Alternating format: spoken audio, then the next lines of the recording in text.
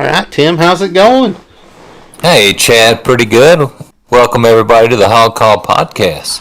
Good to have a week where we have a win, an SEC win, and we're going to a bowl, Chad, so I'm doing good. How about you? Hey, man, you can't be doing much better. You know we're going bowling, and look at what we had before this. Like, look at the years we had and the type of situations we've been in and where we're at now. We should be happy with just 6 wins. Like, that should be like, woohoo, we're happy, we're glad we got it, and we should be just jumping backflips and super excited because, you know, it's been a while, right? A lot of people would be like 2016, even though we were bowl eligible last year, and the team we were supposed to play didn't play because they got COVID or whatever. I mean, that's not our fault. That's still being bowl eligible.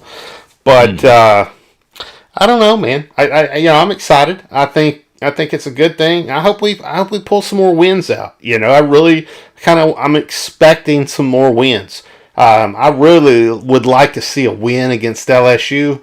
Would really like to see a win against Alabama. But then you have LSU going in there and performing the way they performed against Alabama, and that whole situation going into a night game. I mean, goodness gracious, you know, it's gonna be a tough game coming up. But hopefully we pull that out, right? And we get that win. I mean, have we gotten a road win yet? Have we gotten an SEC road win yet? Maybe this is it. We have not. Yeah, we have not this year. So it's a big opportunity. But yeah, like exactly what you're saying, Chad. It's a night game in Death Valley. LSU proved last week that they haven't given up on the season. We were talking earlier today that they have us, and did you say maybe UL Monroe or somebody like that? That like they're. Yeah, Louisiana Monroe. That's what it was. Yeah, Louisiana Monroe. So they've got chances to go to a bowl game, and it's obvious because a lot of if you see some of the schools across the nation that's fired their coaches, those coaches aren't coaching anymore. They're not coaching the rest of the season out. Yeah. Coach O is, and he's animated. He's animated on the sideline. He's putting it all out there. He does love LSU. That's not, you know what I mean. And he's giving it all what Coach O can. So he wants to win as many games as he can. I like Coach O. I thought he did a good job down there. I thought he put his heart and soul into the program. You know, when he went over to LSU and bombed out, I thought he did. Or not, I'm sorry, Ole Miss and bombed out. I thought he did pretty good over there too. You know, I thought he was kind of cut short. You know, wasn't given the full opportunity, and that's tough. You know, when you get in that situation, and you know you really can't blame either side. But you could see like there was some potential, you know, there versus like Brett Bellamy, Chad Morris, where there's never any type of potential. Like everything always felt like it was going downhill or stagnant. Yeah. Oh, for sure. But yeah, he's done a lot. I mean, I'm kind of honestly, I really hope LSU screws up this hire. They have a lot of talent down in LSU. They're going to keep getting good talent. But as we kind of saw even before Saban with Gary DiNardo and some of these guys that weren't that great, it can happen where even before then you didn't really think of LSU as just a powerhouse, but kind of Saban and Miles had really good years, and then I guess Saban won a championship, Miles won a championship, Coach O won a championship. So there's going to be a coach that thinks they're going to win a championship too. But kind of looking at this season, Chad, I think this is a big opportunity. Yeah, I'm expecting more wins too. Well, I think 2 out of 3s. I would be happy with taking 2 out of 3. I would be happy 8-4 season. I'm trying not to go on here. I think that's what we said at the beginning of the year, right? That's what we predicted. And it might not have shook out exactly, but it's shaken out that way so far. So, you know, will we be right? You know, will we be able to predict this thing? Who knows? I mean, we've gotten close more than we haven't every season. So, yeah, I think it's right there for the taking. But winning off the bye week against Mississippi State, beating the Pirate for the second year in a row, facing some adversity in that game, but kind of pulling it out, having a game-winning drive, hell of a game-winning drive by KJ, taking us down the field in that moment. To put us in that situation. That was awesome. But it's just it could have easily lost and just been like, wow, we're. Here's the thing. I mean, what did we say? I told you guys that we had to have special teams perform, and we had to have defense perform. We'd be all right. If just one of them, got out there and did their thing, right? And they both had their issues, but they both performed well enough to recover for those, right? So, I think that's the reason we won the game. Exactly what we was talking about, in the previous podcast leading up to the game, and it was like who's going to make the most mistakes, right? These coaches are like, Mississippi State could have won and they beat themselves and this, that, and the other in this game. I mean, they got beat. They got beat because they couldn't put the points on the board, and we could. They couldn't get their field goals, and we could, right? We went out there and did what we had to do to move the ball up and down the field. And I felt like, we had a touchdown taken away from us that was caught in the back of the end zone. His knee wasn't even down when it was caught. He clutched it in and then drug his knee behind him in the end zone. I don't understand how that's not a touchdown. Like, it's across the goal line. You got possession of the ball, and your knee is down before it goes out of bounds. How's that not a touchdown? They said something about his knee was down. I'm like, that's football. Knee, elbow, if it's down, it's a tackle, right? If his damn knee's down, that's where he's at. That's where the ball stops. That's where progression of the ball stops. It was in the end zone. That's a touchdown. How is it not? Yeah, it's college where you just need one in. You just need 1 foot, knee, leg in, and he had it in. And Burke's hands are so big, he got it. And then the continuation of the play, it's a touch. Well, the craziest thing is they didn't even review it. No. It was just like, it just happened like that. And I was like, oh, wait, what? Yeah. And they're just moving on because... But, in a situation like that, too, why didn't we challenge that? Why is the head coach not challenge it? Why has he not got somebody up in the booth saying, hey, this is a perfect opportunity. We got to challenge this, And he doesn't do that much. But that would be when you'd want, right? Yeah, that's what I'm surprised. That just washed over me when I was asking that for myself. It's like, wait, why didn't we challenge it? Mm-hmm. Did we challenge? It's like, wait a minute. Did we challenge the? We don't challenge much of anything, really. Honestly, we haven't. Like even fan of challenge. The Dominic. Yeah, the Dominic Johnson fumble in the first quarter. Mm-hmm. We didn't even challenge. I think that was just a refs. That was just a refs review. I don't think that was one of our challenges. Anyways, that's one thing too. But so I'm not sure. You think game management? You think game management coaching right there is an issue? You think they should be watching that? Ready to throw that challenge flag. I mean, surely you got somebody in the booth that's like somebody should. That somebody's in the booth that's like watching, the replays and like, what I mean? You got to have somebody that's keying in on those things. Yeah, how many assistants? Not even like the main assistants you see listed. How many GAs and other assistants like that you have? The students assistant you see like 4 GAs, like, just somebody that's keyed in on. Hey, somebody like tell somebody that's yeah. 4 GAs, 2 student assistants, 2 interns. That's how many college students you can get away with. And then you can open up the recruiting side of things and put them there. Then put your recruiting coordinator close to the football staff and just everybody trade off different tasks. Not supposed to do that, but, it happens. Oh, yeah. So, yeah, I don't know, man. I think the thing is that, like, we have to be able to get out here, and get a win. And I think I think LSU is a must-win situation. I know I've been saying this a lot this year, man. You've heard me say like this is a must-win, but every dang game is so tough for us. Every game, and we know we got the toughest schedule in the nation, and it's still damn surprising. I said it last week. I'm gonna say it again this week. It's still damn surprising when you're watching the team you're fixing to play punch Alabama right in the mouth and just make the case for beating them. Should have beat them.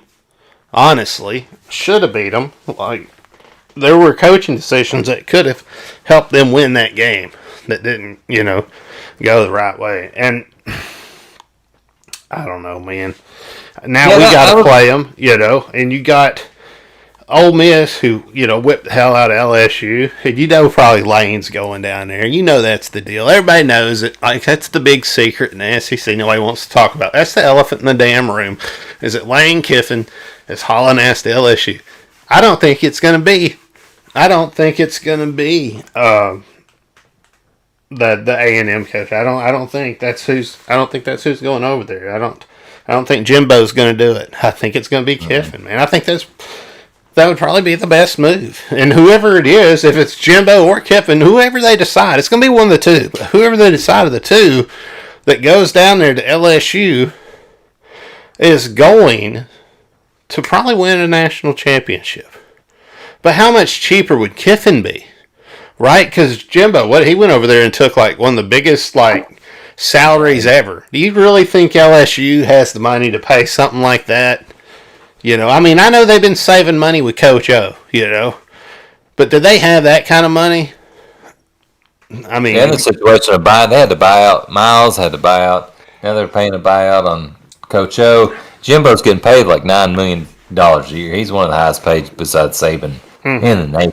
I actually believe Jimbo. I know I actually believe Jimbo when he's talking about, no, I've got, ranches here, all kinds of things, and like, dude, he's making so much money. He's got the talent. Mm-hmm. The Texas talent, I don't see him now. Kiffin, I see going, and I wouldn't blame him. I don't think he's gonna. People can say, "Oh, that's just another jumping ship." It's like, where would he go after LSU though? You know what I mean? Like that's. With that talent, you move up the ranks at work. If you ain't moving up the ranks at where you work, man, you need to go work somewhere else, right? Like that's what you do. And if you don't like the position you're at, you don't like the job you're at, get the next job. And if you're trying to be at the very highest level, that's not LSU, but LSU is, high. They're up there. The last three coaches have won championships. They get the talent in the state of Louisiana. They do. Is incredible. So they do. That's definitely it's a great job. It's a great job. So why wouldn't you go there, right? Just about anybody that's offered that job would go there. I mean that. Hell, a lot better than Ole Miss. My Lord. Oh well, yeah. Honestly, if you think about it that way, but. Still, man. So I don't know. But we'll see. We'll see what happens there. But that's my guess. That's what I think is going to happen. I think it's either going to be Jimbo or Kiffin. But I think Kiffin's probably that's where the smart money is. That's just where it seems like that's who would go. So would Coach O come up to the University of Arkansas for a coordinator position if we lost our coordinator like one of these Texas schools that's hiring over here? Because it looks like we might lose our DC or OC to one of these schools that's hiring. I would be surprised, especially if we rip off 2 more wins like we're predicting. I would be surprised to keep both our offense coordinator and defensive coordinator. I think that'd be, that'd be probably a stretch. But Pittman, he just seems like the type of guy that's going to bring in the best available talent out there, into those positions, and it's going to be. A wow factor higher. But that's what he's been doing, right? So, I don't know. Yeah, that's what Odom and Kendall Browse were when they were hired. We talked about it on here. It's like, dang, those are really good. He wants good assistants. He says, he gets a lot of credit to those guys being the head coach, and he's going to get somebody. Like he's like the people want to work for, and I think Coach O would fit in really well. I think he's going to be away from the state of Louisiana where he was a, kind of a rock star and kind of let things get to him or whatever. I guess is what they kind of say. I was like, I think being at Arkansas, getting another chance, I think he'd do really well. And I think our recruiting classes on defense would be crazy good. I mean, I think they're doing him dirty. I'm just going to be honest. Like he won a national championship in 2019. He got a divorce with his wife, so it ain't none of your damn business what he's out there doing, who he's out there running around with. This ain't a Bobby Petrino situation. It's totally different, right? And the players said all that. He brought his girlfriends into practice is totally false, and that was all the players said. Nothing like that ever happened. Like that whole team's not gonna get together. Like that's a lot of people. All the players ain't gonna get together and have that same. same story for the coach, unless they just love him that much. And that even more, you've done him even more dirty if they love him that much to protect him like that. Like, who else is going to build that relationship with their players? You know, and then you fire him mid-year. You know, that seems, you know, but you don't fire him. You fire him, but let him finish the year out, which I guess is cool. Like, if I was coaching a college football program and they were letting me go, I'd like to know in the middle of the year if they'd already made the decision and finish that year out, if they were cool with that. Like, I would coach hard and try to win, you know. But, goodness, it's just weird. The whole thing's weird, man. I don't know. Yeah, they just won a championship in 2019. Like, last year was a, good Lord, crazy pandemic year. And this year, he's had just the amount of injuries he's had, like of star players, not just the injury here, just normal football. Like the amount of injuries he's had, just at like major, like preseason All-American guys at a lot of positions has been crazy. So, but that's what I'm thinking. I hope LSU screws it up, man. I hope they don't hire Kim, man. Hope they don't get Jimbo. I don't know. I just hope they screw it up, man. I don't want them to be. I really don't want them to be good, man. I just want us to have the chance to overtake them in the West. And it starts a couple days from now. Oh yeah, absolutely. I mean, we got this game coming up, you know, and I'm excited for it. I really am. Golly, but I mean, it is what it is. I mean, that's the landscape of things, I guess. I don't know. Maybe we should look at this Mississippi State game and get in on the stats and stuff on that. What do you think?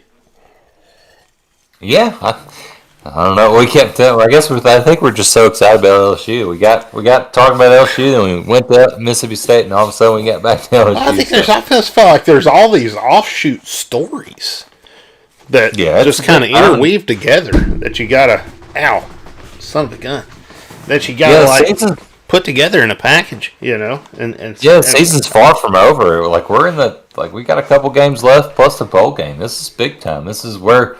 My goodness, like the first couple years of this podcast, by this time in the year, we were like, the first year we did the podcast, Morris's first year, I mean, we were like, we're just not going to, we're going to win an SEC game. And second year, by this point, we had fired Morris. And then last year, we went on that losing streak. We were so like, hey, we've won some SEC games. What a weird year. But now, like, we're in the middle. I mean, we're out here and we're moving up. A week ago, we were in the bottom of the SEC West. We have a chance to be 3-3 after the end of this week and be, you know, move up to like third in the West. Or, you know what I mean? Like, we went from, big chances to a lot to play for the rest of the season. No, I agree. I think what I hope Coach understands is the magnitude of the LSU game and how, like, it was moved from the day after Thanksgiving to, you know, this weird, you know, game we're having now. And, like, he needs to understand, like, the boot is, you know, is a major thing, right? And, like, he needs to go out there and get it, you know. Like, that's what I want to do. I want to bring the boot home. I want it. And it's time to do that, right? It's just kind of, it's how we roll. And they're having a down year, so it's a good year for us to kick them while they're down. You know. Yeah, if we're gonna win in Death Valley, this is a good year to do it. But yeah, Coach Pittman, I saw something like, I think it was the post in the locker room. Maybe they showed a clip of it post Mississippi State when they were like talking about it wasn't just 2 Bs, maybe it's 3 Bs, but I'm forgetting a third. But he was talking about we've been talking about this. Talk about a bowl game and the boot, you know. So he knows even after last week, is like we've got the boot to play for next week. So. I think it's important to us, and man, I want it. It's been since 2015. Yeah, it's time. It's time to bring the boot home. You know, it really is. That's too long. Too long. Heaviest trophy in, you know, football. So I'm excited, man. That is a big bastard. Nice, beautiful girl too. The little boot. The bitch. Yeah, it's Mississippi State game. I mean, it started off. Our defense looked good. Seemed like we were able to game. Really well. That's first two drives, 3 and outs. Mm-hmm. You know what I mean? Like it was just like, wow, okay, they're not gonna be able to move on us. We were moving up and down the field. Now we just settled for field goals and we got a touchdown. We were up 3-0, and you really felt like, man, we're gonna win this game 30-0. It really looked that way. Mm-hmm. So they get a touchdown at the end of the first half, but a lot of that first half we were just moving on them, and but you knew Mississippi State wouldn't. Probably Mike Leach offense wasn't going to go down like that, especially what they've done. Or the week before with Will Rogers throwing all over the place, and he just kept, even with no rush on them. Like we only rushing 3 guys. He was finding picking us apart a lot of the day after those first couple drives. Mm-hmm. Oh yeah, I mean and it was you had we had like some interceptions and things, some stuff that we thought like, oh, this is going to be a more of a lopsided game, and then it like spiraled, like we lost control. It felt like we didn't keep our foot on the gas, or it's like something happened, right? And then we're trying to catch up. We got a damn back and forth, and it's like, how'd this happen? Mm-hmm. That's what it felt like to me. And we in that first half too, we had a lot of penalties in the first. Only had 3 penalties in the second half, but a lot of penalties in the first half. So we kept shooting ourselves in the foot. Mm-hmm. But real quickly, first quarter, we get the ball first, drive it. Well, maybe get a first down or 2, but then we have to punt. They go 3 and out. We get the ball back. We drive it down. Mm-hmm. Little hits a 46-yard field goal. Nice 46-yarder to get us up. We take the points. They go 3 and out again. We get the ball back. We drive down the field. Dominic Johnson for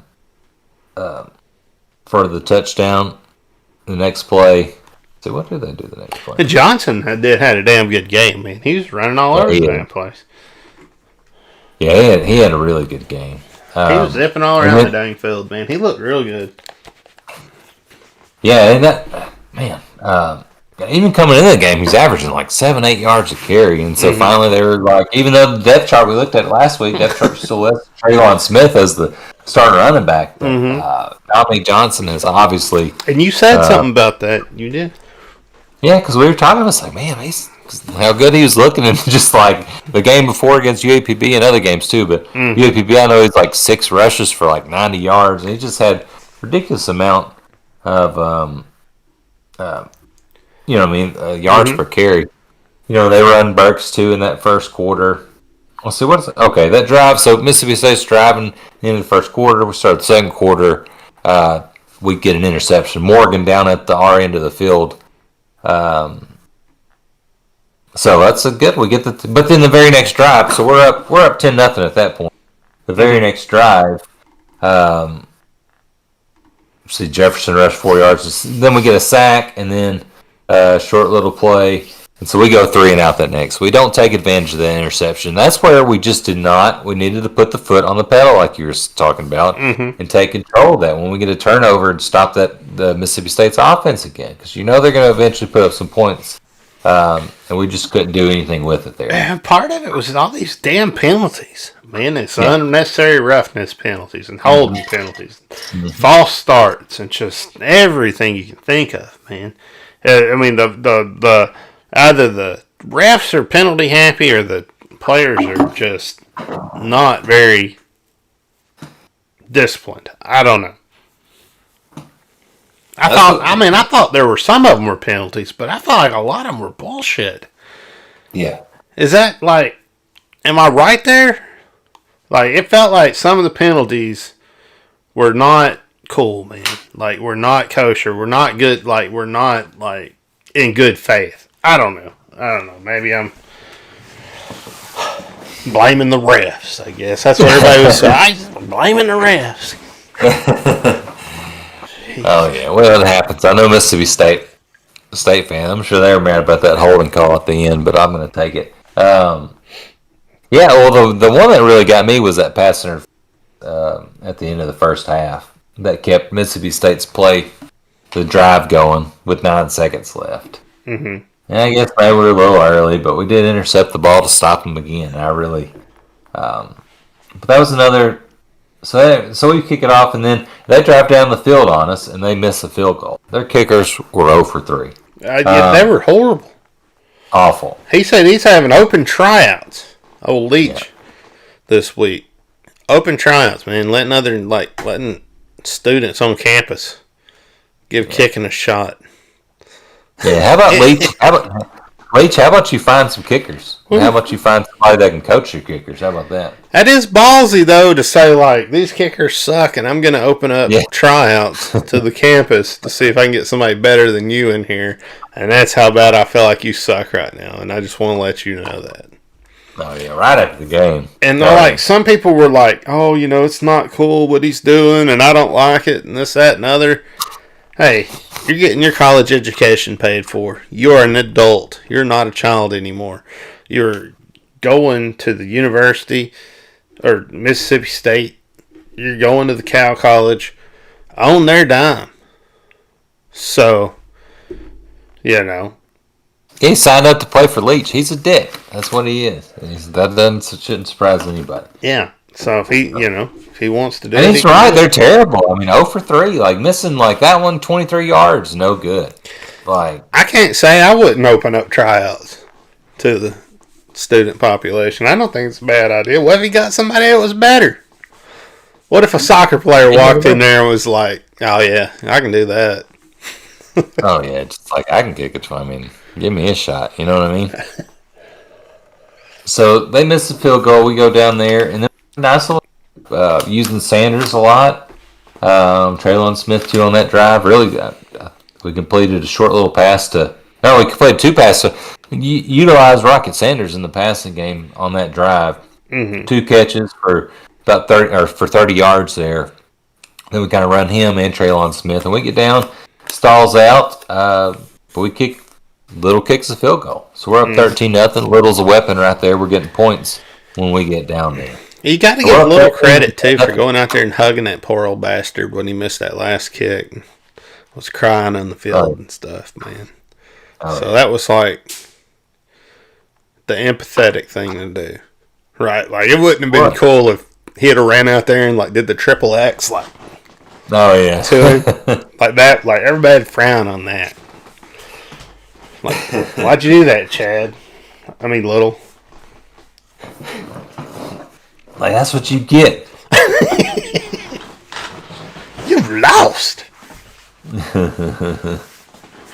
I'm the better kicker. Look at me. I'm going to kick that one. Hold this ball. Hold this ball. Man. Man, he did. He did the right thing going out there and hugging that kid and stuff. I'm just saying, most folks wouldn't. No, he wouldn't.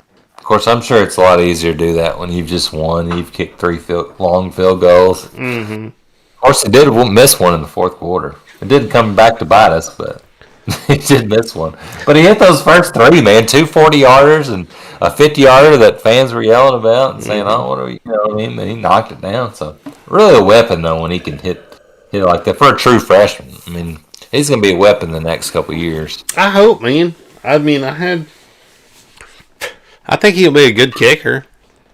Yeah, he was a good kicker this year, but I thought we were getting an elite kicker. That's what I was that didn't miss any. But that's hopeful, man. That's ridiculous stuff. He had missed an extra point. Don't say it out loud. Oh, shit, man. LSU's kicker, I saw a stat today. He's made 111 straight extra points. Damn. Pretty good.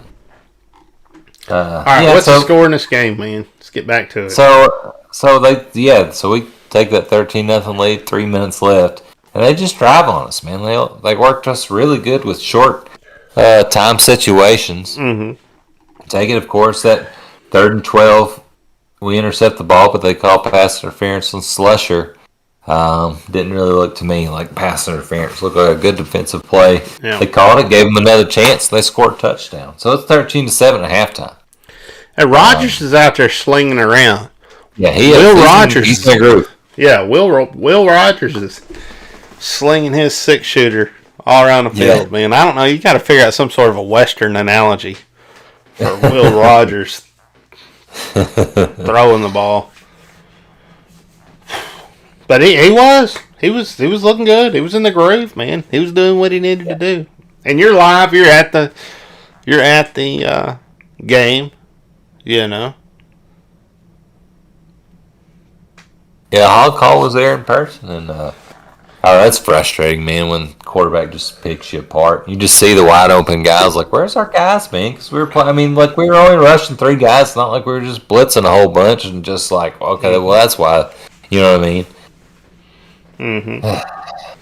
So we're up 13. 13-0 felt good, and then 13-7 didn't.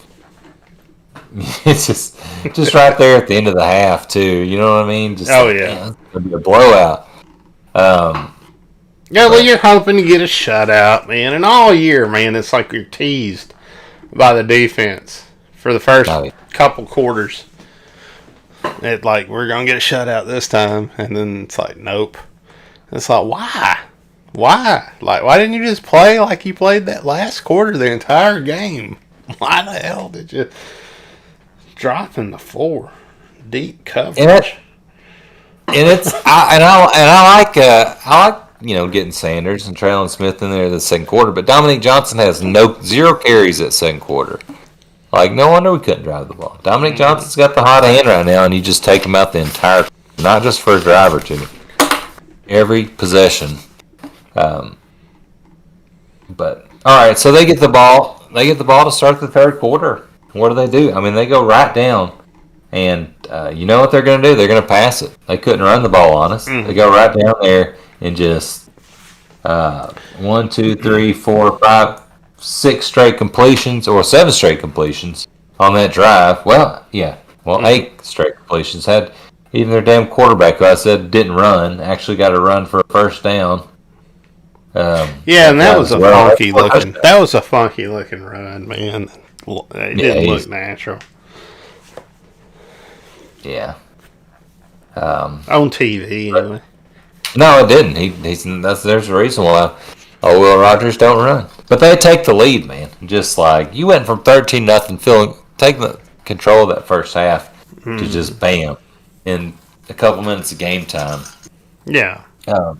In that drive, I mean, well, it worries you. You know, they're coming right out of the half, and they're attacking you like that, and they're, all of a sudden they found the different holes in the defense, and they're hitting it well with the passing game. And, there's obvious adjustments that were made at halftime to correct some of the situations they were having at the beginning of the game. And now you're thinking, like, can we win this game? Or have we, has that, coaching shift, has that adjustment, is it going to be good enough to beat us? Is our defense going to be able to adjust to that, while playing mid-game, right? Which is much harder. So it's just worrisome. Yeah. It's just worrisome whenever they can adjust to you after half like that, Yeah, that happened too. It seemed like that happened in the Auburn game as well. I mean, I know Auburn kind of took a lead at first against us, but then we got in rhythm there for a while, and then Auburn's just like, they made some adjustments, kind of figured us out, and I kept worrying, okay, you know what I mean? Like, wow, we had this chance, we blew it. Missed opportunities and penalties to get us, and that didn't happen. But next play, we just run it. Heck of a drive. Get down to the 33, though.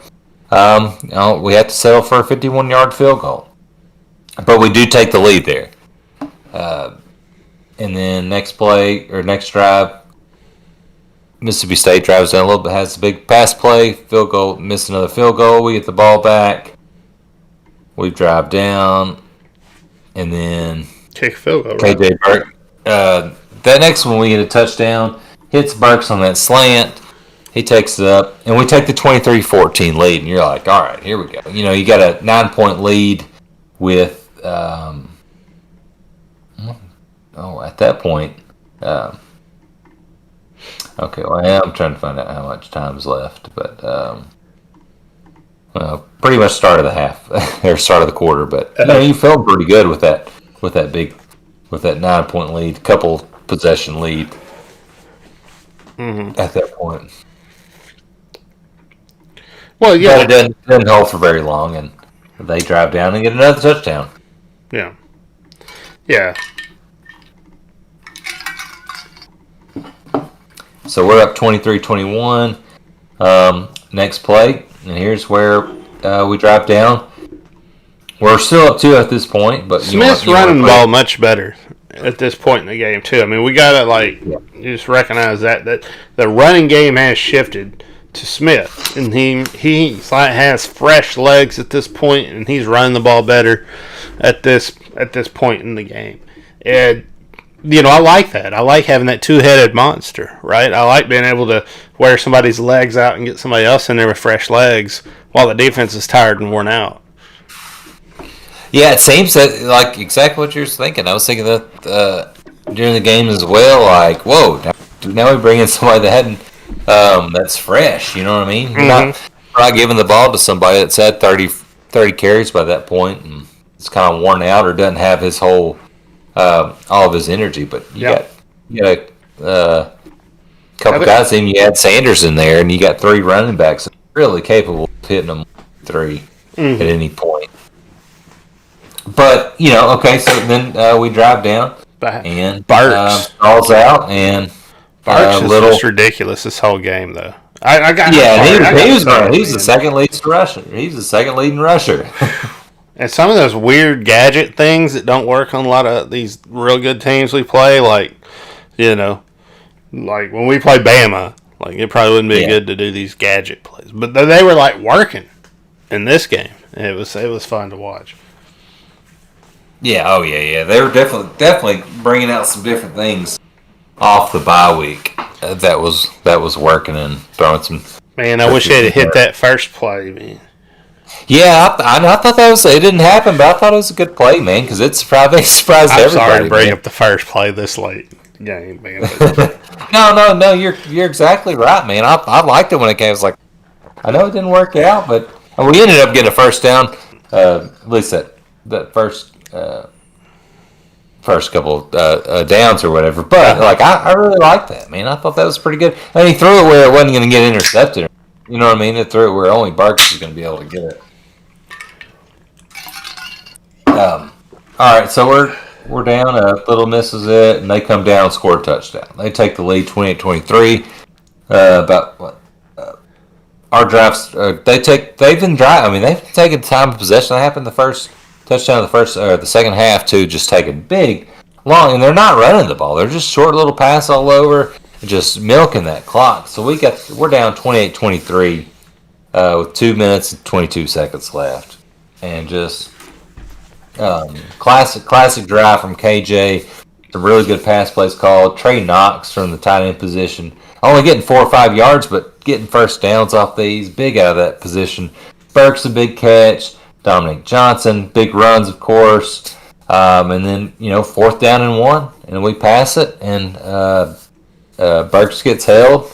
We get a second chance. Jefferson, another. I love the 2nd and 4 play. Jefferson's rolling around, escapes pressure, and gets the first down run. And then Dominic Johnson closes it out, and we hit that 2-point with Dominic Johnson too to get up by 3 points. Mm-hmm.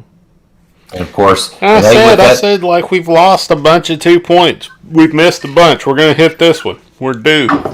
We're only 40%. You only hit it 40% of the time, and we're due this one. I said it before they ran the damn play, and we hit it, and I was right.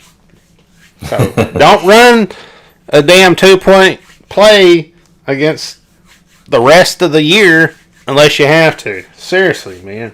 And we had to at that point. Because, golly, 21 seconds left. Mississippi State just torched us to get field goal position. We got lucky there, but yeah, man. I mean, they should have hit that field goal, and they didn't hit it, and then they lost. So I mean, special teams lost it for them. You know? Boo-hoo. That's happened a lot to us. Boo-hoo, exactly. There you go, fix it. Yeah, that ain't my problem. A win's a win's a win. That's the SEC. Good luck next week. Yeah. Got your ass whipped.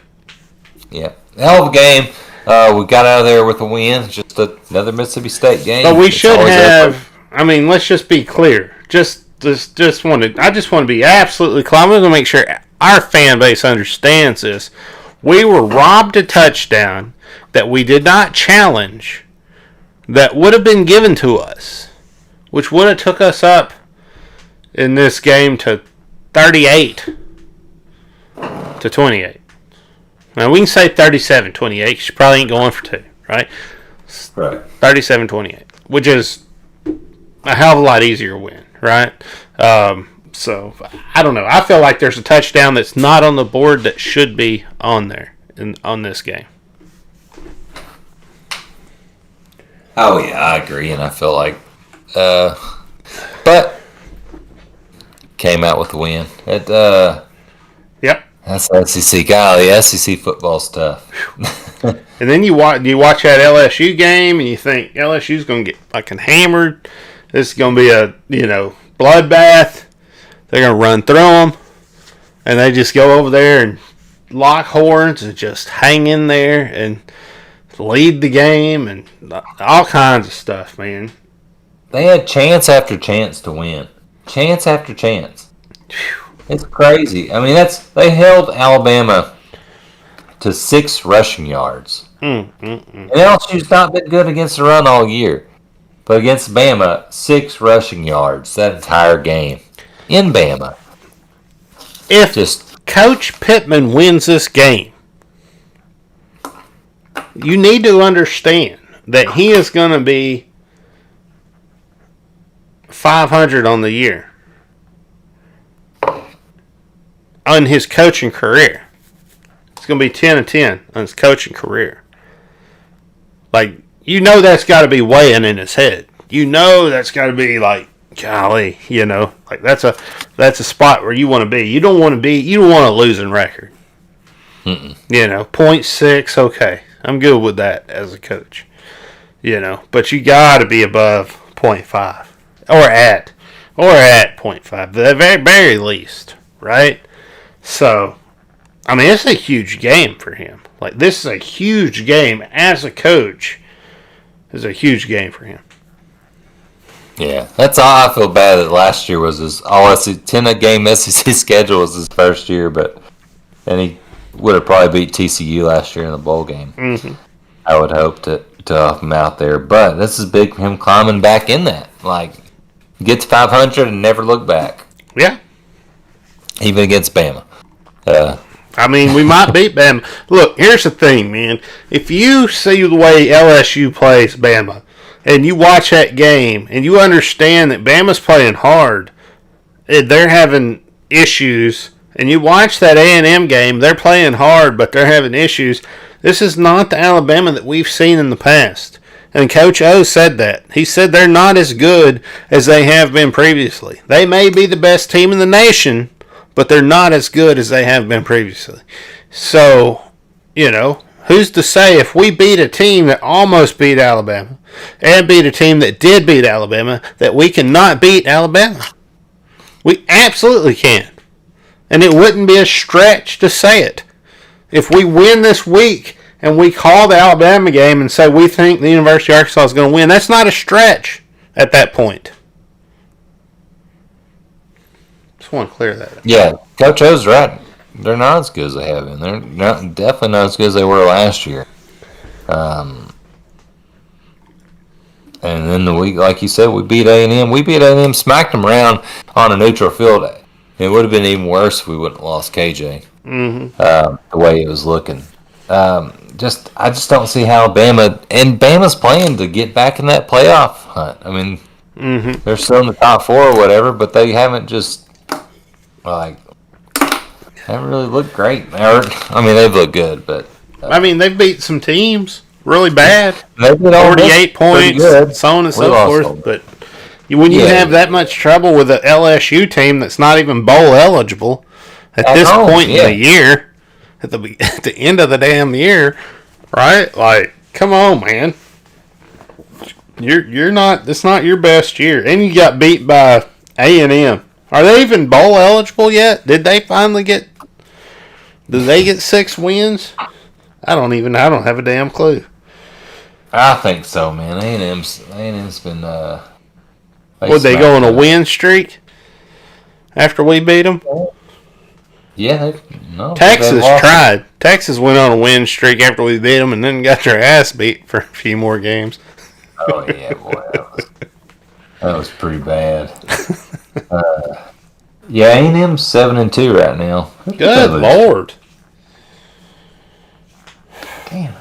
Yeah, they play A&M at Ole Miss this weekend. I won't be able to watch it. That same game as our game. Man, think about if we had just beat. Mississippi State right after we beat them. Goodness. If we had not gone for 2 in that Ole Miss game and went into overtime and used the strategy that Coach Pittman said he was going to use during the game of wearing them out and won that game instead of abandoning it and trying to win it all by going for 2, we would also be 7-2 right now.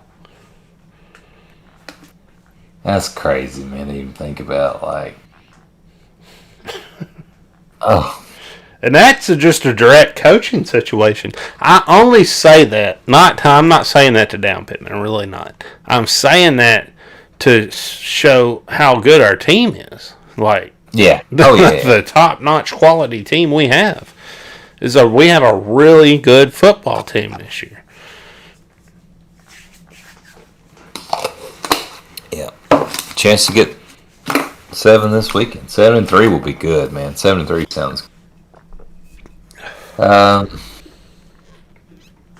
What I got for LSU?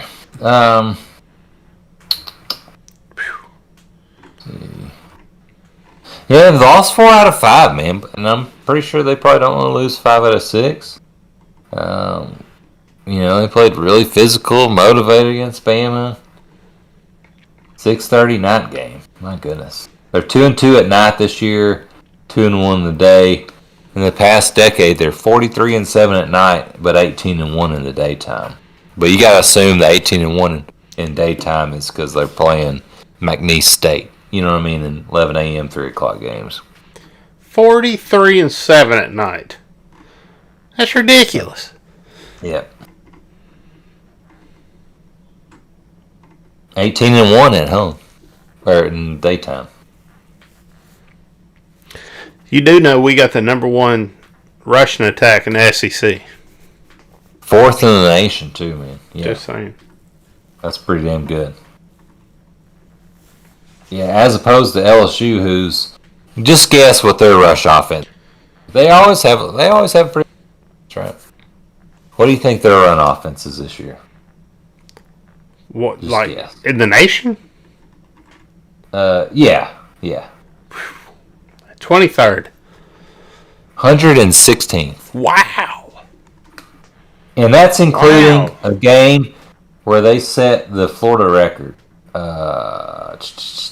They have what? Oh, damn it. Oh, the running back Ty Davis Price. He had 104 yards versus Bama, which is pretty good. He had 287 yards versus Florida this year, setting LSU record. Oh, so wow. They rushed for 300 something against Florida, and they still are 116th in the nation in rush offense. That's crazy. That's crazy for.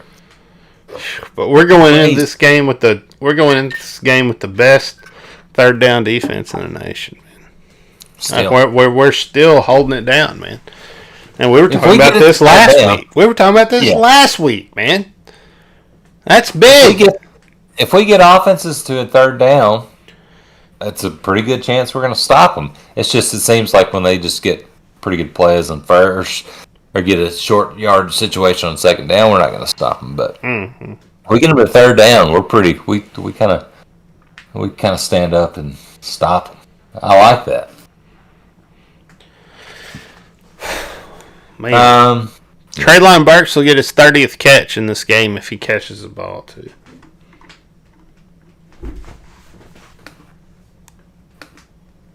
That's it. He's only got 29 so far this year. Consecutive catches. Game like every game. Oh, it's a lot. That's dude. pretty good. Oh yeah, that is a lot. Not one game where he's just been held in check. 29 in a row. So you know number 30's coming, man. Oh yeah. Damn, KJ's 64% passing percentage, 1,848 yards, 16 touchdowns, only 3 Dude, think about this, man. This is crazy. Burks is one of 3 with 20 with a reception every game with a minimum of 20 games. So how many are there with 30? You know that number trickles off. There's only 3 that's gone to 20. How many's gone to 30? Like, when is it? When does he break the record on this? He's got to be getting close at this point, right? Gotta be. Wouldn't that be cool? That'd be a cool record to break, man. That's wild. We got 2 ball carriers of 400 yards. Smith and Sanders. KJ. Golly. And Johnson, too. And Johnson. Yeah, we got 4 of them. Oh, my God. I didn't think Johnson was going to be in there because he hasn't been subbed in as much as I thought he should. Good Lord. 4 ball carries. I can't. Jefferson's got 400-something yards. Yeah, that rush offense is crazy. You know, with Pittman, they're going to run. But that's awesome. Y'all thought Belmo was going to run the ball. Well, he did when we had Pittman as the line coach once he left. Man. It's wild, man. I don't know, man. What do you think about this team, man? About this LSU team?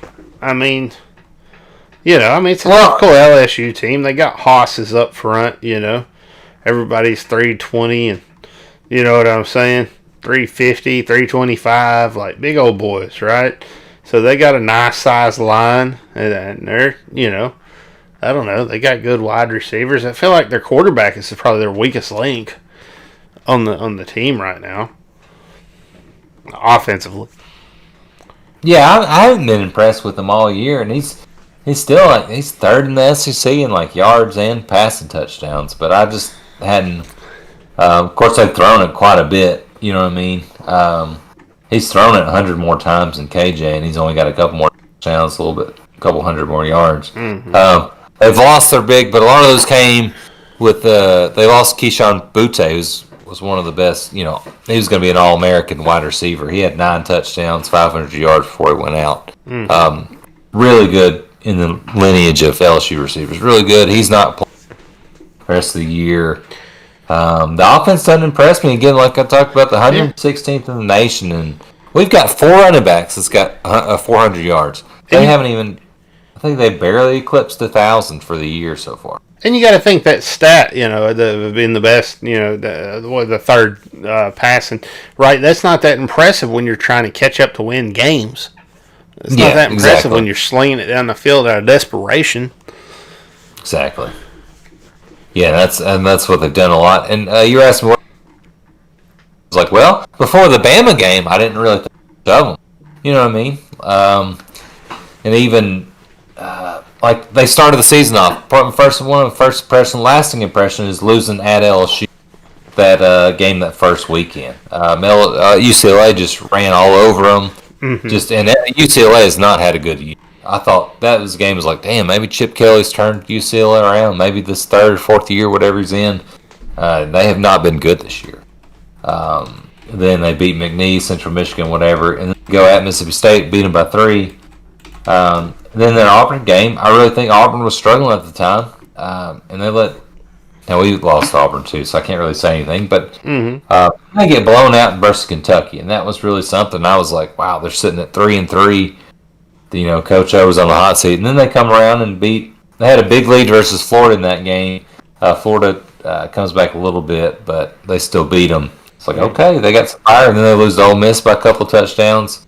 But then the fire I'm really surprised at that Bama result. I just really on the road in Tuscaloosa, so it just makes me like, well, okay. So I know they're talented, obviously. If I'm going to say which team is the University of Arkansas the most like, it's Mississippi. University of Mississippi. I feel like we are doppelgangers, right? So, yeah, I can see a score like that. I can see that happening, right? I can see us going in there and handling business. Now, if we, mess up and have a hard time, it can wind up like that Florida game where we're just, trying to pull it out at the end. I mean, it's a tough game. It really is. But at the same time, like, you feel like you got an opportunity here. And I think when you look at the teams that look like ours, like the makeup of the teams, Mississippi, Ole Miss is probably the closest to our makeup, as other teams with a great quarterback, and you know what I'm saying, just kind of the way they run their offense and everything right now. It's very much like our offense. So, can we go out there and hang some points on them? That's the question, right? Can we put it on them? They got a bad defense. Ole Miss does. And I feel like we have a better defense than they got. So. And LSU only scored 17 against Ole Miss. We put up 50. You know what I mean? That's true. So, it's just not one of the best LSU teams. And it's just the advantage. It's a time to take advantage. It's either put up or shut up about getting them this year. Mm-hmm. That's how I feel. I'm excited for it. I hope I'm ready for it. Yeah, because I mean, look, they got to beat us and they got to beat Louisiana Monroe to go to a bowl game, and then they play number 11 Texas A&M. So they're coming in gunning. They're trying to get to a bowl game, right? Oh yeah. Our job is to hit them in the mouth and beat them down quicker than they can do it to us. And then you got Louisiana Monroe. Then you got the Texas A&M for them. But I mean, look, here's the thing: if we whip your ass, you still got a chance, man. Like, we beat A&M. If we whip you, you might be able to beat A&M. You got close to beating Bama, and A&M beat Bama, so you might be able to do it. I doubt it. Probably not, but you might. You still got an opportunity. Well, apparently, there's no reason. All I'm saying is there's no reason for them to come out and give it their all. It's not like their Super Bowl. It's not like the most important game for them. That would be this A&M game. Yeah. Well, apparently that's the rivalry. I mean, they did take us and LSU off the day after Thanksgiving game because they believe LSU and A&M's a rivalry. So that's the one they're going to be really looking at. They're going to beat UL Monroe. Rivalry, man. Well, that's what the SEC said, putting them the day after Thanksgiving. But it's like, is LSU going to be excited to play in the what's the? Were they at the Cotton Bowl or something? Jerry World? Oh well, I mean they're not going to be. I'm talking about in the bowl game. If they get to the bowl game, they're going to be playing in the Liberty Bowl. They're going to be excited for that. 2 years removed from being one of the best teams. You know what I mean? Winning a championship. They're going to be excited for the Texas Bowl playing. I don't know who the hell. I don't know who I'm thinking of. Well, they better be. That'd be the game they're playing. They damn better be excited for it. Excited. I mean, at least they got something. At least they didn't get nothing. That's not how it works out for those teams. That's bowl games are weird. Like, we're going to be excited for it, but it's LSU. So are they going to be that fired up about being 6-6, 7-5? I'm just hoping, man. I'm sure they're going to be fired up. It seems like they're playing to give Coach O as many wins as he can. But here's the thing, man. Maybe Coach O will come in this game and just lay it down, man. Just to be like, fuck it. I'm done. I did my best against Bama. I didn't beat them. I really don't care anymore. I'm just going to eat some cheeseburgers and let you guys take these last few games, man. It's like, yeah, I've had enough, man. What am I doing? I've already talked to Belma. I'm going up there after the end of the year. Just throw this one game.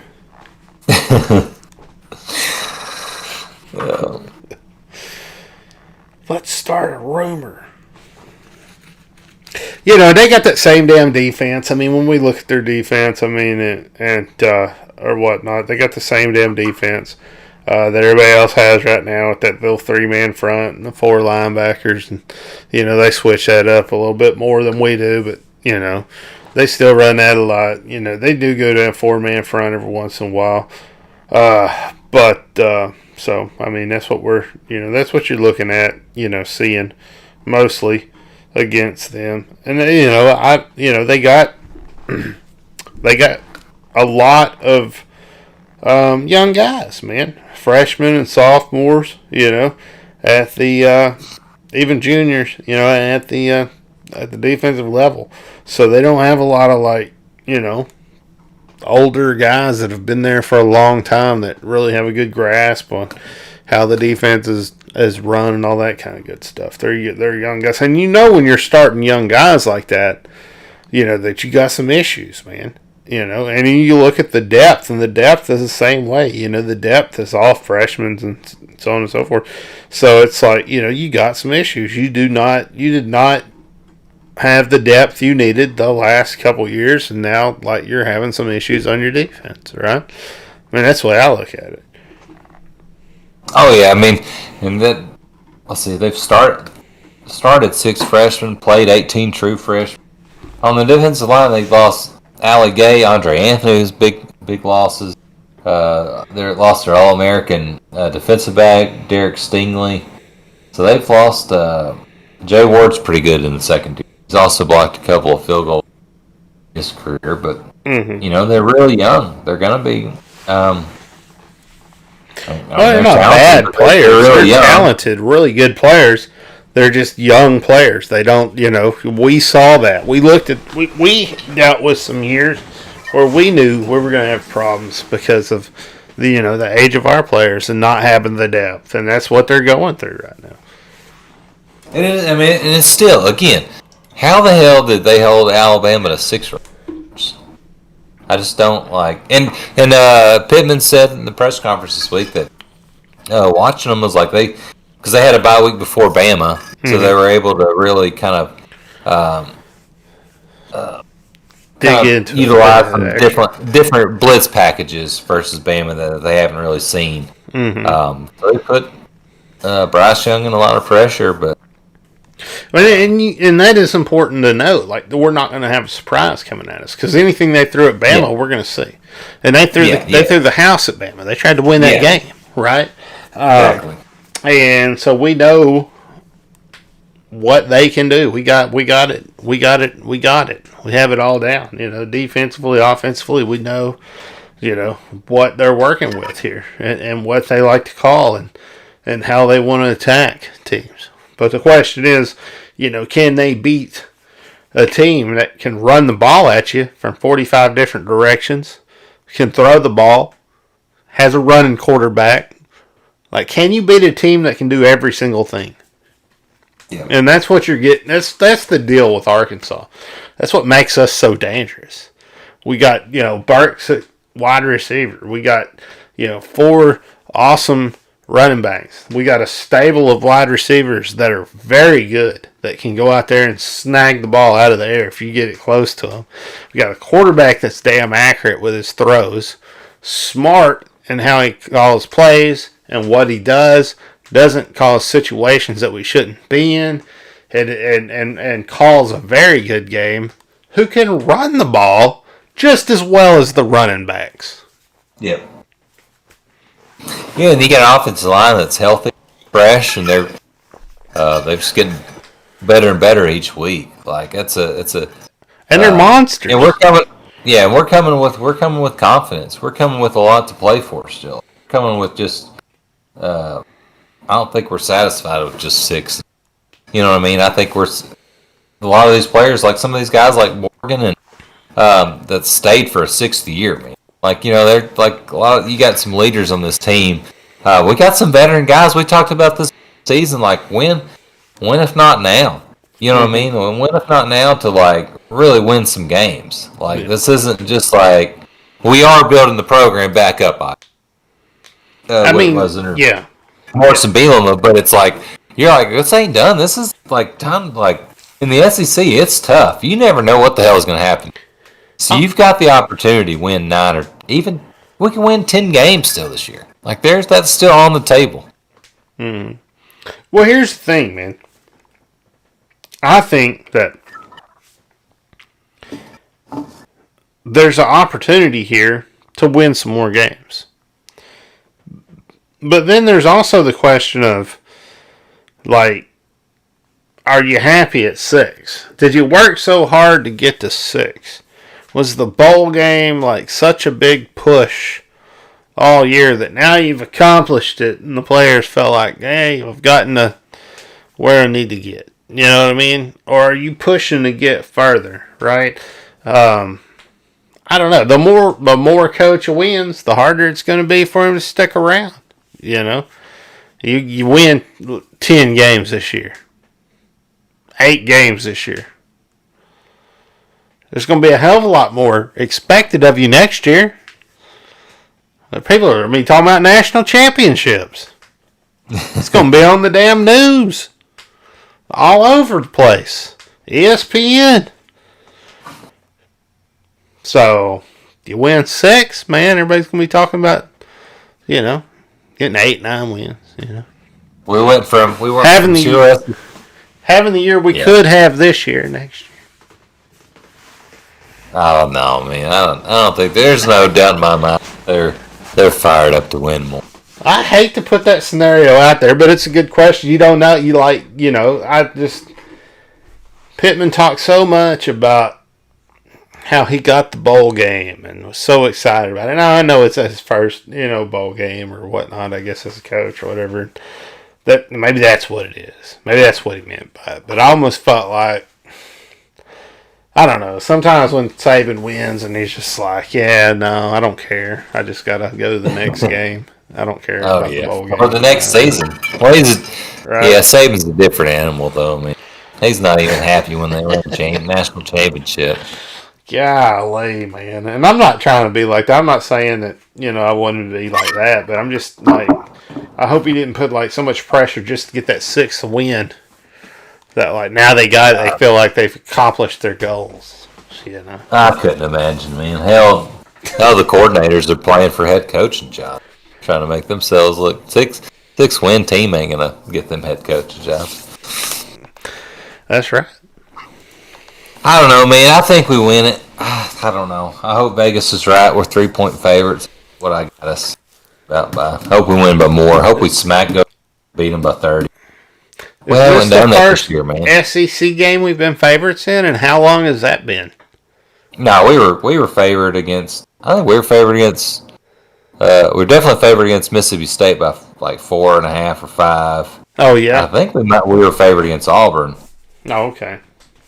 We were underdogs. Obviously, we were underdogs against Ole Miss. We were. I remember we were favored against Auburn, and then we lost the damn game and embarrassed our. Yeah, I remember that. Yeah. So, I'm trying to think. So we've only that's the only game we've been a favorite and lost this year. But God, man, we played like shit against Auburn. Gotta win this game, man. You gotta win this LSU game, man. Yeah, that's big. 7 wins is what that's gonna put you in. You don't have any. You don't have much time for wins, right? After this, because you play Alabama and you're probably not winning, and then you play Mizzou, which is what? That's a win, right? Should be. So, but we hadn't beat them since we've been in one time since they've been in the SEC. So now you sound like me. No, I expected this is not a good Missouri team. I want to whip Bink Drunkwit. I want to whip Drunkwitz's ass. He's a goober. Look at him. Oh, poor. I want to whip him, man. We've blown a lot of games again. Won that one time with 2015, but we've only won one time since they've been in the SEC. We cannot keep losing to Missouri. It's embarrassing. Let me look at this LSU depth chart before we call it. Let me see if there's anything. Dude, they got Johnson listed as the starter.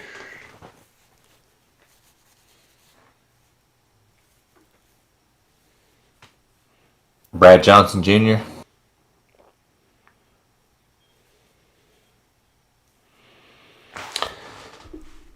Huh? Oh, I was looking at Arkansas. Oh. I was looking at Dominique. LSU depth chart for LSU game. Because they had Traylon before him. Now we got Dominique. Sorry.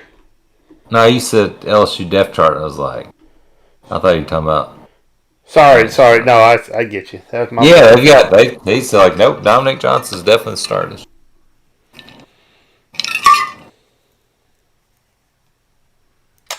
Well, here we go, man. I don't know. What do you think? You think we ought to... I've got my prediction. Arkansas, 30. LSU, 27. Good Lord. It's going to be a hard. It's going to be hard on the heart, man.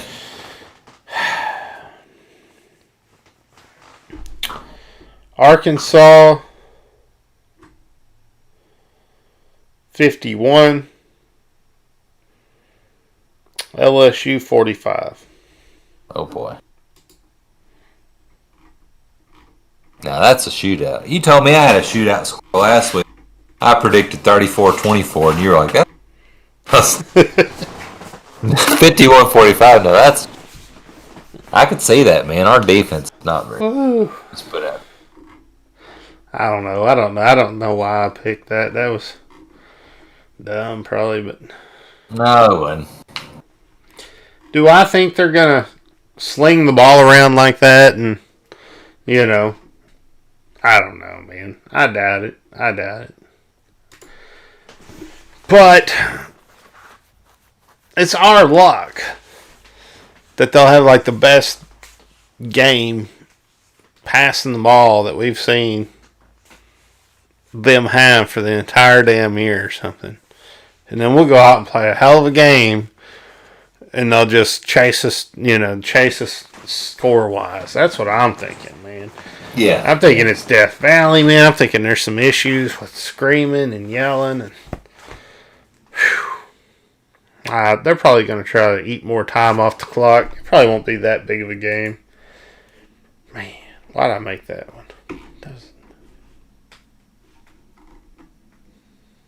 Well, how about that Mercer game? How about that Mercer game? Freaking Mercer. I don't know. Mercer! Mercer Bears, Macon, Georgia. Pull this up. Switch. Put on a new hat. Basketball hat. Mercer. Yeah, I mean, look, man, we got down at halftime. They went on a 14 to run late in the first half. We're down 8 at half. Defense was slow step. They shot really well from three most of the game. Defense did tighten up at the end, but closeouts were awful. We weren't fighting through screens. The rotations didn't work. The new players are at fault. That's what Muss said. Not understanding the principles yet. But we came back, scored 46 second half. Won by 13s. Muss only has about 30% of the playbook in, but they won the game. So, man, 25%, 3 of 12, 3-point range. I mean, not bad. I mean, at least you're not just jacking up threes, right? You know. But in the paint, man, you're horrible. You're 10 of 26 in the paint, 38%. You know, 55% free throws. I mean, good Lord, man. That's where you're, like, doing the best. Which is, like, you should be, I guess. But, like, golly, you should be putting some numbers up in the paint, man. At least 50% of your damn shots. Yeah, that first half. I don't even know. Especially that last, like, started to look pretty good, but I don't know, man. We just don't really have a true point guard to run an offense. The the guy playing point guard. Well, I mean, Devontae Davis didn't even. If he's supposed to play point guard, he's got 1 assist, 5 turnovers. JD Notae's not point guard. He's taken 26 shots. That's just way too. He scores 30. One of not very many players in college basketball. I saw some stat like one of only a couple that scored 30 in the opening. So we needed him, and nobody else was doing it. KK Robinson got the start, but really do too much. Not really anybody to kind of facilitate. Jalen Williams, the center, was their best passer on the night. So really just sluggish. But again, second half we scored 46, so it kind of came together. It must have been known to do that. All last year. Should we go back to podcast last year and first halves are just. Why is Undemay held out of the game? Why is he only getting 7 minutes? Oh, I heard he's supposed to be down low, right? He's supposed to be our. Amude? He's like 6'6". They went with the small lineup. Really don't. I mean, because Jalen Williams came off the bench. He's 6'10". He came in and played 30 minutes, but he came off the bench. I think that's because Musk said he was injured. He's been injured a lot, or for most of the practices, but he should start from now on. Okay. I mean, Tony's only 6'6", 6'7", but he played kind of a power forward role in that one. He was the MVP of the game, 7 for 9. Got to the line a couple times, 11 rebounds, 18. A lot of second didn't run a play for him the entire game, but a lot of second points, hustle plays. We outscored him in the paint for the game, 36-9. That's pretty good fast break points. Bench scored a little bit, but a lot to work on. Nothing impressive. Not a game we're going to talk about. Not a classic Razorback game, but I guess we came away with the win.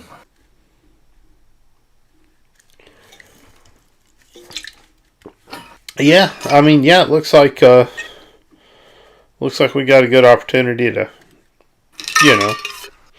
win that thing. Good Lord. 14 fast breaks, 15 second chance points. I mean, we're playing hard, At least you got that, right? You're playing a very hard game. You're not just letting them beat you. So, well, I mean, you won. So, obviously, you're not letting them beat you. But it's better than losing. That happens. I mean, that happens. It's going to happen in college basketball. There's a lot of parity in it. There's teams that's ranked, or high major teams that's lost to some of these smaller schools. Mercer's a veteran team. They don't have a bunch of newcomers like we got. They don't have 3 out of 4 of their starters new guys that didn't play together last year. So it's again, I mean, kind of we warned about this last week. It's going to take some time. Doesn't mean I want to see any losses. Doesn't mean there's really any good excuses. The time is now. We're ranked number 16 in the nation. There's no excuses. Yeah. Well, just get your playbook in, Coach. Get it on in. You won. It's okay. Nobody's mad at you, but get your damn playbook in. We don't want to hear how they're not, together and ready to go by the time we get down this Kansas State game. You got 2 more games to fix it all. And then you got to win some big-time games, man. Yeah, you've got 2 more chances. You got 2 chances. No, that's definitely a big deal. We got 2 more chances. Gardner-Webb at home this Saturday at 2 p.m. You got Northern Iowa next Wednesday night, and then you're going to Kansas. Mini tournament to Kansas State and then Cincinnati or Illinois. So you cannot lose these next 2 games. You have to win and get better. What do you know about Gardner-Webb and Northern Iowa? I don't know nothing about either of these teams, if I'm being honest with you. I tried to look up a little bit. Gardner-Webb lost their first game the other night against UNLV, which UNLV's a better basketball school. They had a chance to beat UNLV on the road. They were down 3. Had 4 free throws at the end after a technical foul, only made 1, so they blew a chance at the end. But they kept battling back. They got Kareem Reed, threat down low. I saw where their best shooters are Terry and Sears, but those were the best shooters, but they were 0 for 9 the other day. Demarion Williams had a double-double. 11 and 15 last year. Tim Kraft is their coach in his 9th season. They've had 7 winning seasons. Probably the biggest thing that's had 7 winning seasons in his first 8 years. And they returned 9 guys. So pretty solid for that. I mean, a smaller conference team. But we did this last year. Arkansas did a really good job of scheduling teams in those smaller conferences that we're going to win, and they're not terrible on the RPI net rankings for the resume that really counts in the NCAA tournament selection. In Northern Iowa, they lost to Vermont tonight. Game, so they're 0-2. I know less about them. Didn't have time to get a chance to watch or kind of look at. It's harder on these schools, but we should. Vermont typically has a really good basketball team. So. Yeah, they're my second favorite college basketball program. They're always really good. Always like the Catamounts, but they went on the road and won. Northern Iowa's been in the tournament. They knocked off Texas a couple years ago in the tournament. They're in the Missouri Valley Conference, which is a really good mid-major basketball conference. So both teams are going to try to bring it, but these are teams we should beat pretty good. All right. Should we? I guess we should throw a score up for both of these since we're going to.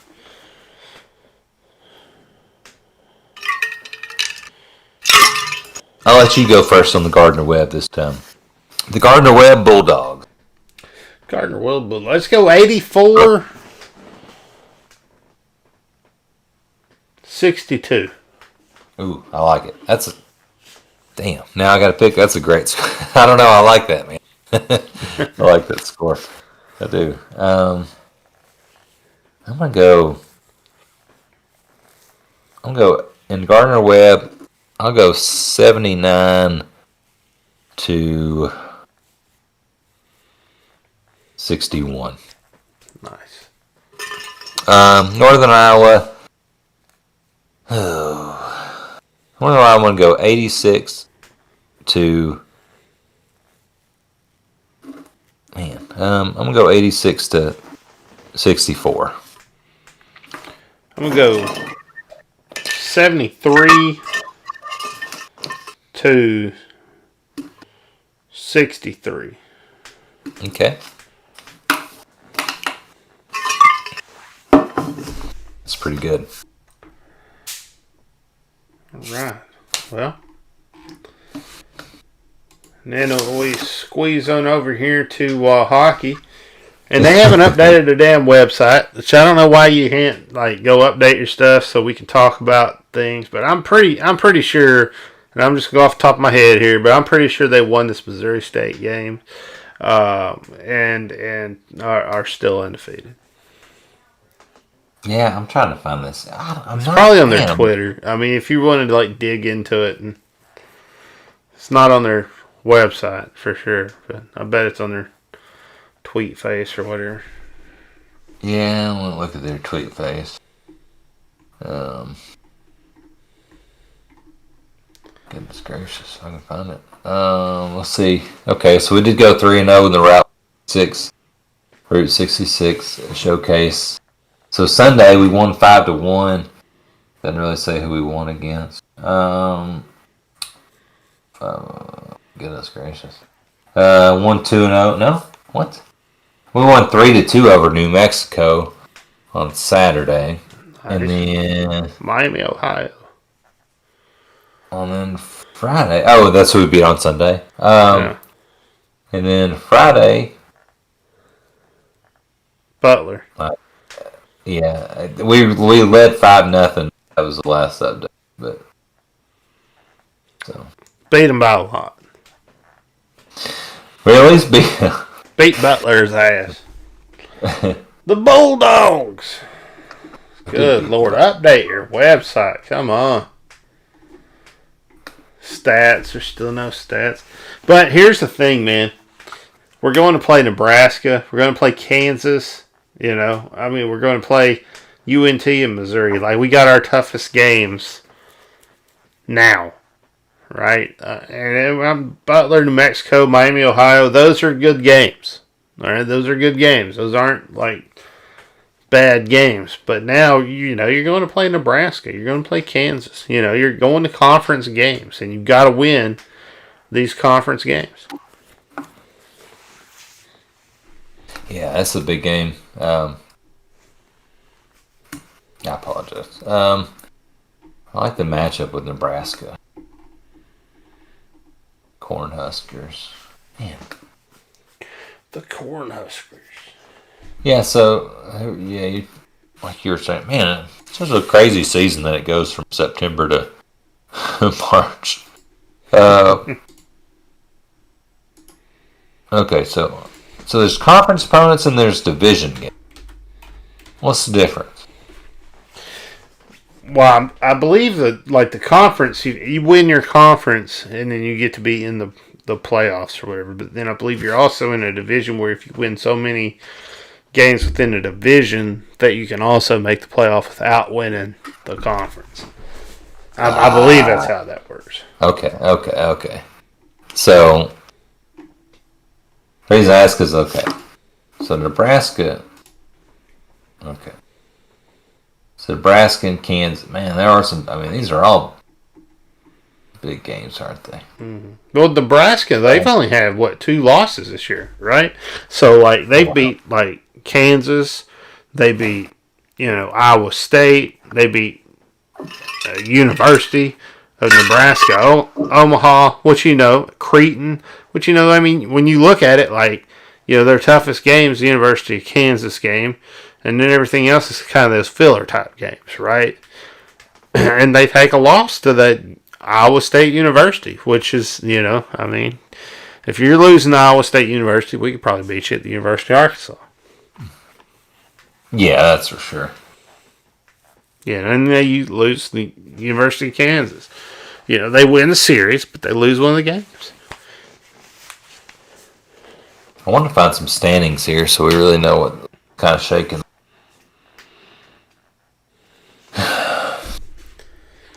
Realignment, yeah. I know about the realignment. But I don't know the standings. I don't know what the standings are. That's a good question. Okay, well, we're not in the gold standing. Okay. Got it? So in the... let me make sure we're not in any of these... Okay, yeah, here we go. Alright. So in the South... Okay. So in the... Oh, I get it. It's interesting, too. Nebraska's also going to play the University of Arkansas, who has a hockey team, and they are going to play the... what was it? Missouri. That's what I was going to say. It's Missouri State University. And I didn't realize that Missouri was in, their division, their conference or whatever. I think it's a conference game, right? Yeah, okay. Here's the deal. This is where it's at, man. This is the kind of stuff the Razorback Hockey website needs to, I might just need to update it for them. Alright. So in this silver division, whatever. So in the South division of the conference, we lead we got three wins, no losses, and that's not counting non-division or non. What the hell? Okay, well, anyways, we lead the division. Well, Missouri State's 3-2, but they got as many points as we do. Anyways, we're 3-0. Nebraska's 4-0 in the Central Division. And then,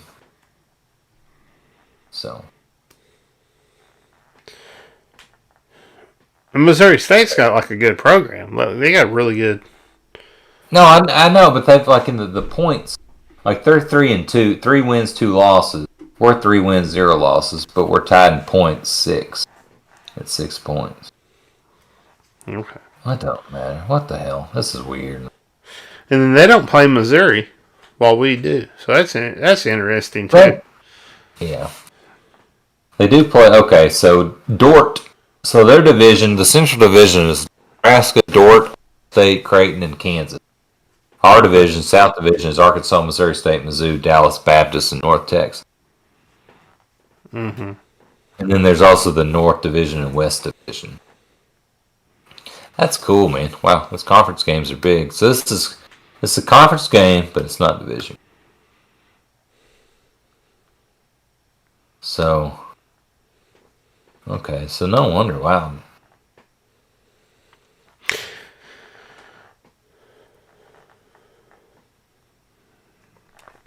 It'll be interesting to see how it all shakes up at the end of the year too. Because I mean that team down there, the University of Tampa team, is a really good hockey team, also, which is just crazy, right? And so they've won the championship a couple times. So there's a chance that we could wind up, in the playoffs playing one of the most historic teams. So I don't know. That'd be interesting to see how that goes. Yeah, it would be. But it's still exciting. Long way to go, but we're looking in the standings. But good luck to them this weekend against Nebraska. Yeah, you got to take it one game at a time, man. They got it, man. They got that. I think the jerseys are on sale for the next 4 days. So if you're going to get you one, go to their Twitter page. That's where you'll find that at. It's not on their website, of course. Nothing's on their website. But go to their Twitter page and you can get you a jersey for the next 4 days, I believe. Well, it says open until November 10th. So they. Wow, okay. Well, I guess that's shut down. Never mind. Yesterday was their last day. For now, it said they're going to do it again. I like the collar. I just look at seeing a picture of it. Hopefully they'll put a collar hog. of it. Says Blue Pig. So I feel like it needs a hog on the front, where the numbers are. Yeah, needs to be a hog. I feel like you do that, and you got yourself a product to sell to the crowd, right? But I think with the numbers on the front, it's kind of bland, man.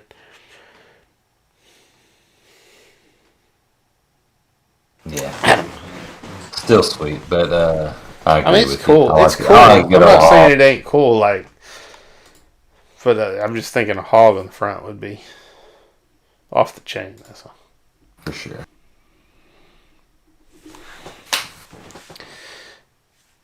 Well, how did we do in the pick'em last week? All right. Ooh, I'm not sure you want to ask.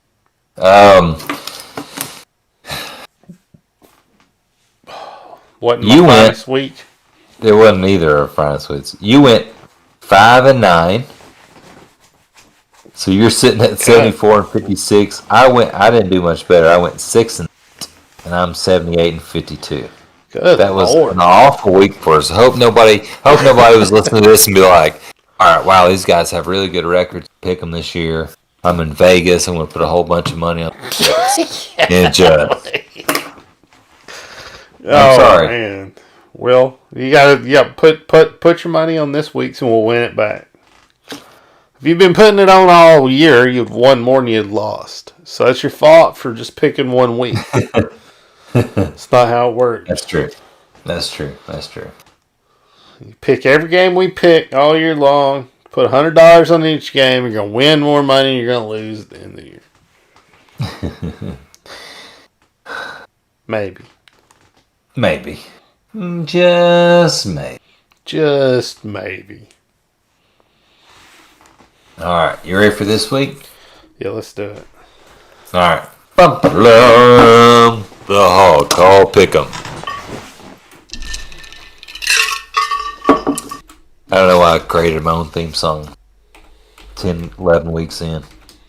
I think I've done that before. I think I did a couple weeks ago. I did the same thing. The Hog Call Pick'em. Everybody stand by for the Pick'em. Pick'em. First up, Wyoming at Boise State. Let's go Wyoming.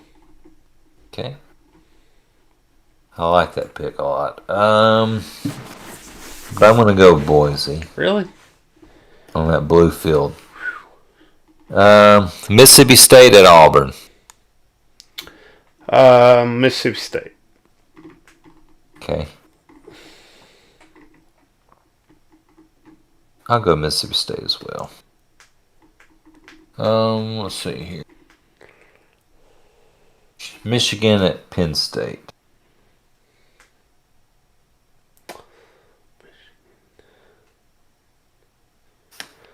Let's go Michigan. Yeah, I'll go Michigan as well. Oklahoma at Baylor. Oklahoma. I'll go Oklahoma as well.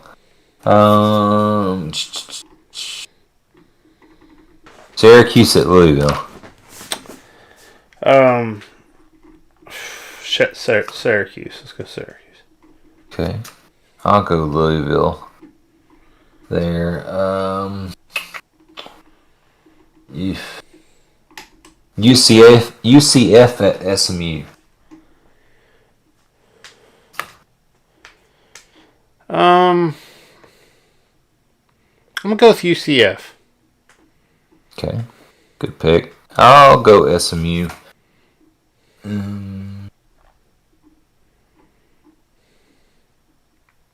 Well, I know how this is going to go, but might as well pick it. Georgia at Tennessee. Georgia as well. I said last week I was like, oh, wow, we're going to pick in Florida at South Carolina. I smoked Florida, so it's like, well, I'm just going to include this game just in case. Might as well. Purdue at Ohio State. Ohio State. Okay. I'm going to go Purdue. That's a ballsy move, dude. Oh, it's very ballsy. Good Lord. Purdue. They've got Boilermakers. Their mascot's the Boilermakers. They've got 2 top 5 wins this year. The hell is a Boilermaker?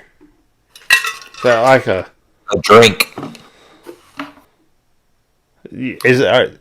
They're a drink? The Boilermaker? Mm-hmm. I think I've heard of that drink before. It's a beer cocktail, isn't it? Is it where you put the shot inside and then and hammer it back? Isn't that what that is? Their mascot doesn't look like it, but it could be like a corporate slave, like somebody that's working in some sort of a factory, some sort of corporate slave type. Hot by one of those. Yeah, I know. I don't know what the hell a Boilermaker is. Minnesota at Iowa. Let's go with Iowa. I'll go Iowa as well. If Dauber was there, I'd go with Minnesota. Yeah. UAB at Marshall. Marshall. I'll go Marshall at home too. That's a big matchup at Conference USA. Miami at Florida State. Miami. I'll go Miami as well.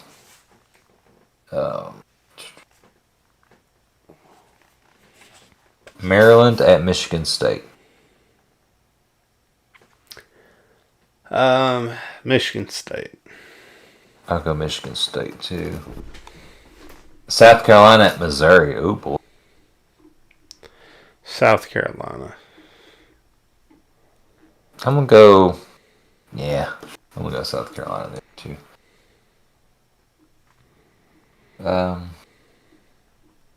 Texas A&M at Ole Miss. Ole Miss. Yeah, I'll go Ole Miss at home too. I should have went Texas A&M though. You still can. No, I already made my pick. NC State at Wake Forest. NC State. Okay, I'll go Wake Forest here. Oh boy. Well, Utah State at San Jose State. We'll finish there. Utah. Okay. Yeah. I think I'll go Utah State as well. I don't think Nick Starkel, he's kind of lost After the first game. And that's it for the pick'em. That's it for the pick'em. Pick'em. Fantasy. Man, let's do it. I don't think I'm doing too well in this. You didn't want me to bring it up, did you? I don't think it's my... It's not been my best year, man.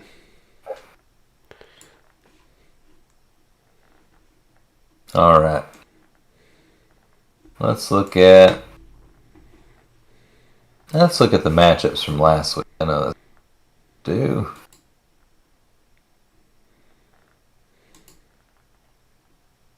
Yeah, if Tim can get to them, there's just a lot of dead air. All right, here we go. So last week, let's look at the live scoring. All right, I lost. Got my butt beat to run like a Razorback, 207 to 159. Whoa. In other games. Good Lord. Where are the other games? 207 to 159. Good Lord. Well, just demolished. I did get demolished. Where's all the other games? Why is it just me? You don't have the... Where is it at? What's going on? Have you got hacked? I think I did. Okay, let's look at the standings then. Big Wiener Bandits. Oh, I bet he is on top again. Is he really? Not being on top. The Big Wiener Bandits, 8-2. First place. When you bribe the commissioner with tickets to the game, it tends to happen, I reckon. Pit Boss Me is second. Run Like a Razorback third. Team Evie Dobb is fourth. Hog Call sitting outside the playoff picture at 4-6. Outside of 4-6. Yeah. Hogstradamus 3-7. Yeah, it wasn't a good year for me, man.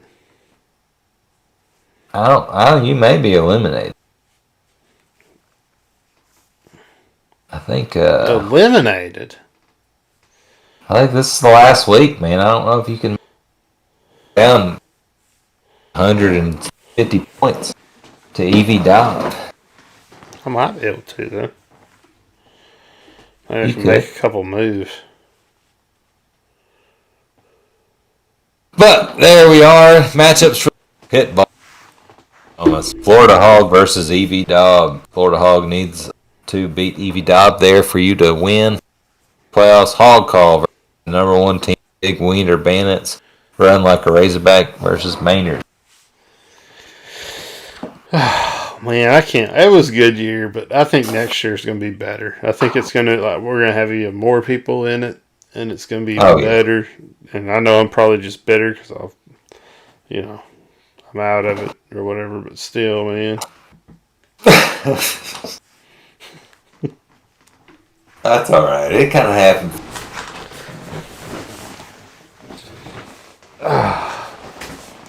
Oh, well. Well, I guess that's about all I got. I don't have anything else. I think that is it for me. That was a hell. Thank y'all for listening. Glad we got some wins to talk about. Makes everything a little bit better. Gotta win this game. Gotta win this LSU game. It's a must win. I hope we got our point across when we said that it is a must-win game. And if we do not win this game, that we are going to be disappointed as fans. The most disappointed I've been all year if we don't win this one. Like this, it'll be a heartbreaker if we don't win this game. Yeah, it will be tough. It'd be like losing the Missouri game, dude, at the end of the year, really. Oh, God. That'll just... This one will hurt. A different kind of hurt. Missouri, I'll just be off. Ruin my whole weekend.